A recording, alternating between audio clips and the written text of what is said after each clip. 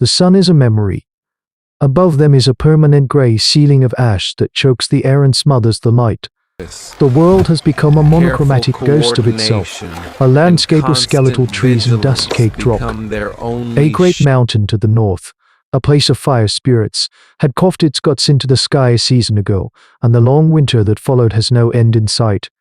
The Red Tree clan is a ragged line of refugees in their own land, their faces smudged with soot, their bellies tight with a hunger that has become their constant companion. The great beasts have fled this twilight world, leaving only bones and silence. The clan's leader, an old matriarch named Shona, whose eyes have seen a lifetime of seasons, now sees only the slow, cold death of her people. Their hope is a dying ember. They follow a riverbed that is now just a dry, cracked artery in the earth, searching for a pocket of the world the ash has not yet poisoned. A young scout named Leaf, sent ahead to find shelter or food, returns not with a carcass, but with a hole in the world. He speaks of a deep fissure at the base of a limestone cliff, a cave mound that breathes a strange damp air. It is a choice between two kinds of darkness, the familiar, dying twilight of the open world, or the absolute, unknown blackness of the earth's belly.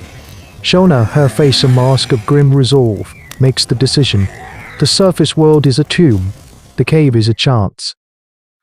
They enter the fissure one by one, their meager torches casting frantic, dancing shadows.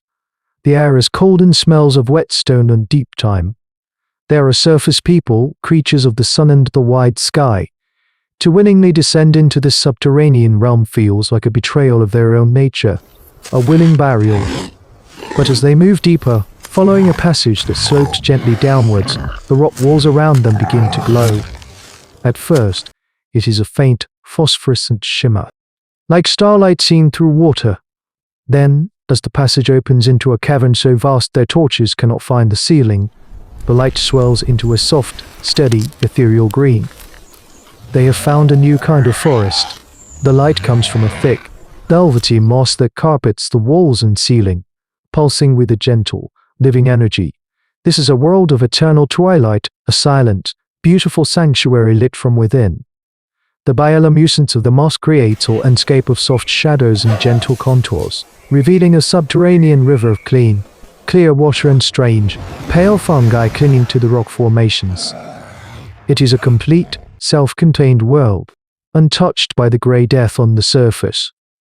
The clan stands in the center of the great cavern, their torches sputtering out, their faces upturned in silent, breathless awe. The children, who have only known a grey world, look at the glowing walls with wide, unblinking eyes. They have stumbled out of a graveyard and into a miracle. They have found their paradise, a gift from the earth itself. They are no longer the Red Tree clan. In their hearts they are becoming something new, cave dwellers, the first troglodyte people of the glowing world. The first weeks are a golden age of rediscovery. The clan freed from the grey death of the surface, blossoms in the eternal green twilight. The sounds of life return to them, amplified by the cavern's acoustics. The rhythmic chip-chip-chip of flint napping echoes through the great chambers. The murmur of stories told around a flameless, moss-lit gathering place fills the air. The laughter of children, a sound they had almost forgotten, bounces off the high, glowing ceilings. They are fed. They believe the great spirit of the earth has taken pity on them and delivered them to a waking dream. This paradise, they believe, has no price. The price is paid with a single, careless sound. A toolmaker named Borin, a man whose hands can speak with stone, is working on a new set of spearheads. He is happy, humming a low, tuneless song as he strikes a piece of obsidian with his hammerstone. His daughter, a small girl named Elia, laughs as she watches a drip of water make a glowing ripple in a pool. Borin, distracted for a heartbeat by her joy, misjudges his strike. The heavy hammerstone slips from his grasp, striking a larger slab of flint he uses as an anvil. The sound is not loud, but it is sharp, a clean, resonant crack that cuts through the cavern's gentle hum. The sound hangs in the air, a shard of glass in the soft tapestry of their new life. From a high, dark fissure in the ceiling, a place where the moss does not grow, something unfurls. It is not a beast of flesh and fur, but of nightmare, too impossibly long, whip-like antennae descend first, twitching, tasting the air, mapping the sound. Then the body, a great, flattened horror of jointed limbs and slick, interlocking plates of dark chitinous armor. It has no eyes, only a complex, fanged maw that clicks softly, a sound that seems to be listening to its own echo. Fluid silence, a spider the size of a bull, and it drops from the ceiling. It does not fall, it descends, its claws finding purchase on the sheer rock wall. The clan is frozen, at a blow of terror bathed in the soft green light. They have never seen this thing. It is a creature born of the deep places, a troglodyte horror. The creature scurries down the wall, its movements guided by an invisible map of sound waves. It ignores everyone, its path unerringly direct towards the source of the noise. It reaches Borin, who is paralyzed, shielding his daughter with his own body. There is no roar, no battle. Shockingly precise strike of a fallen that ends not in a claw, but in a sharpened, bony spike. Borin makes no sound as he falls. The creature, its prize secured, retracts its limb and scuttles back up the wall with his body, vanishing into the blackness of the fissure. It is over in 5 heartbeats. The silence of returns is no longer peaceful. It is the silence of a tomb. They have found the serpent in their garden, and it hunts by hearing every whisper. Glowing world has just become a perfect glowing trap.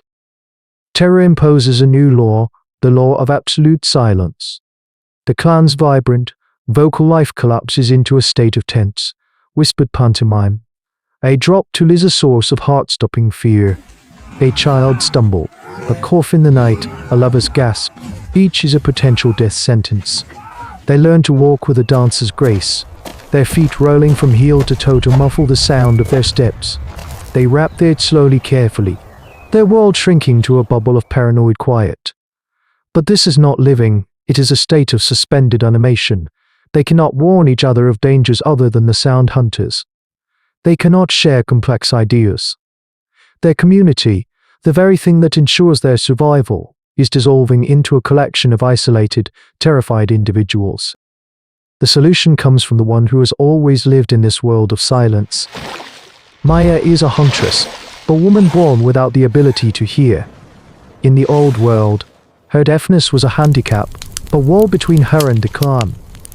She learned to read the world through its vibrations, through the flicker of a bird's wing, through the subtle language of a shifting expression.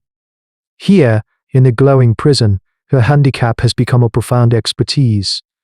She is the only one who is not afraid of the silence. She watches the clan's clumsy, fearful attempts at communication, the frustrating charades that lead to misunderstanding and danger. She sees their despair, and she understands that she holds the key to their survival. She begins to teach. This is a pivotal moment in the story of human evolution, the birth of a language from a different sense. She gathers them in the great cavern, and using her body, her hands, her face, she begins to weave a new tapestry of meaning. It starts simply, a flat hand held up, stop. A finger pointed, look, a fist to the chest, me, but under her patient tutelage, it grows into something more. She shows them how to the shape of a beast, the direction of a path, the feeling of fear, the idea of tomorrow. This is not just a collection of gestures, it is a true sign language with its own poetry. The clan of people who once sat around fires to hear stories now gathers in the soft green light to watch them, their eyes following the fluid, silent dance of Maya's hands. This radical sensory adaptation changes them. Their eyes become sharper, more attuned to the subtle flickers of movement and meaning. Their minds, freed from the linear progression of spoken words, learn to think in pictures, in concepts woven together in the air. They hold their first silent hunt, a coordinated effort to trap the pale, blind cave fish in the river. They move as one, their actions guided by a flurry of silent commands from Maya. It is a perfect success. They have learned to live in their beautiful, terrible paradise.